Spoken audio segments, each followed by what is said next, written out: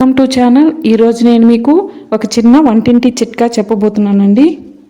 గుడ్లు ఉడికించినప్పుడు వాటి పెంకులు గుడ్లకి అతుక్కోకుండా ఈజీగా వచ్చే చిట్కా చెప్పబోతున్నాను.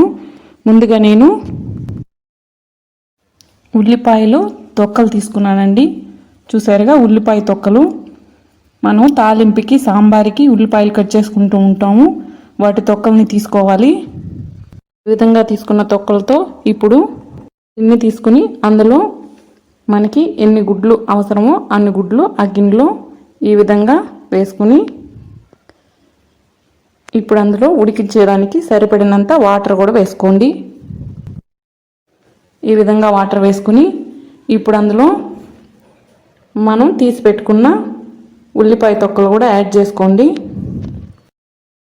యాడ్ చేసుకుని ఇప్పుడు వీటిని స్టవ్ మీద పెట్టుకుని ఒక 10 నిమిషాలు ఉడికించుకోవాలి. ఈ విధంగా మూత పెట్టి 10 నిమిషాలు ఉడికించుకోండి.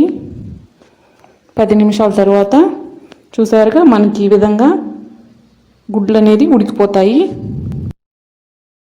ఈ విధంగా గుడ్లు ఉడికిపోయిన తర్వాత మనం వీటిని ఇంకో 10 నిమిషాలు చల్లారబెట్టుకోవాలి.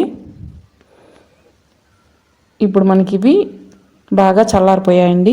ఇప్పుడు వీటిని తీసి వేరొక ప్లేట్లోకి వేసుకుందాం.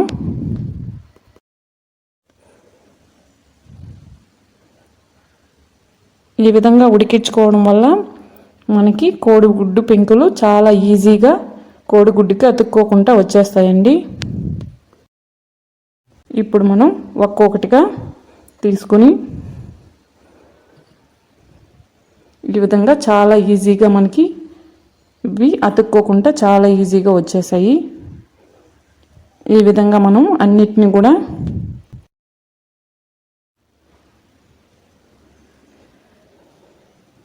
తీసేసుకోండి.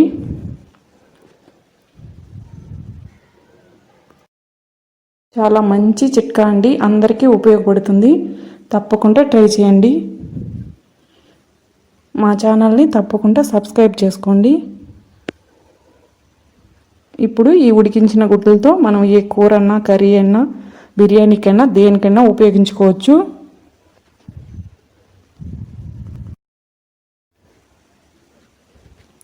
ఈ విధంగా వీటిని నేను హాఫ్గా కట్ చేసుకున్నాను.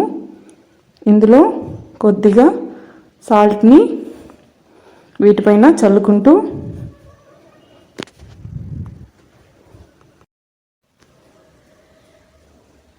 ఈ విధంగా కొద్దిగా సాల్ట్ చల్లుకోండి.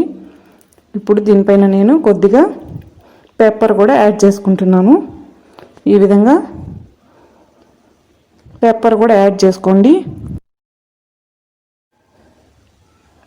ఈ విధంగా పెప్పర్ చల్లుకుని తీసుకుంటే చాలా బాగుంటుంది. ఈ చిట్కా తప్పకుండా పాటించండి.